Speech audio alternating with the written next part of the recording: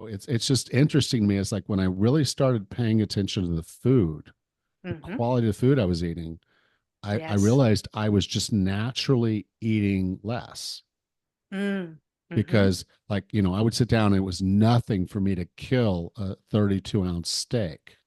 Hmm. Nothing. Just go, yeah, eat it. And the potato and the buns and the rolls and everything. And then, but what I found was as I started slowing down Hmm.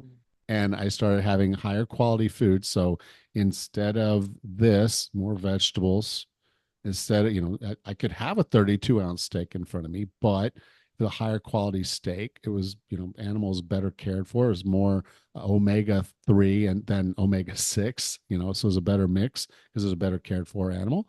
I would start eating, and after eating maybe 6 ounces, 4 to 6 ounces was a basic serving or serving and a half, I suddenly find myself not being as hungry. It's just the Yes. eating slower, focusing on the nutrients in my food, maybe Yes. skipping on the rolls before dinner, maybe skipping on the beer, and then just Hmm. giving your body those nutrients. It starts that signaling process. Usually, what, about 20 minutes, I guess. Yes, it takes about 20 minutes for the brain to register the presence of food in your stomach. I think it's really important, and this is often, I think, a confusing area for many people is, do we label food as good and bad? And I'm a big proponent that we actually keep food and how we label it neutral.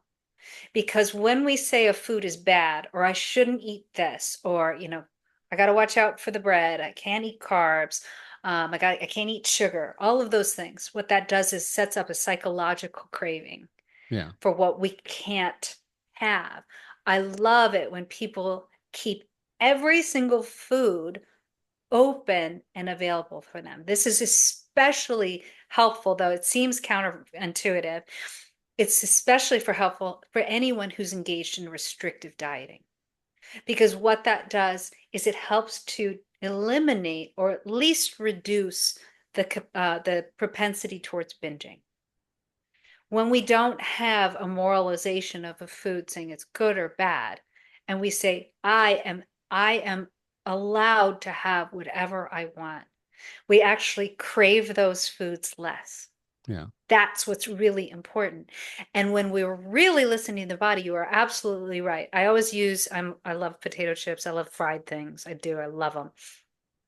But when I'm listening and I'm actually paying attention to what I'm eating, I get to the 10th potato chip and I'm like, ah, yuck.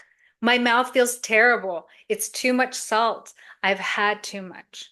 I know I've had too much. And it's fine for those 10 potato chips. I'm like, yay, okay, I had it. That's what I wanted. But if I go beyond that and I'm truly paying attention, my body's like, no, lady, what are you doing? Stop. But I know also that when I eat on the more healthful side of food, I think there's a spectrum from less healthful to more healthful.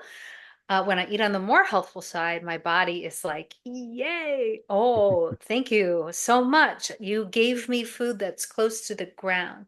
And we know just from, a biological perspective that our bodies are designed, of course, to eat food that comes from the ground as opposed to things that are made in a lab. So when we're eating that food, our body recognizes it and goes, yay, okay, cool. You're giving me all of the colors that I want from my vegetables. And we don't even have to like go into what nutrient is in each color. But if we're eating very colorful food, we're getting all the vitamin and minerals that we need in a day.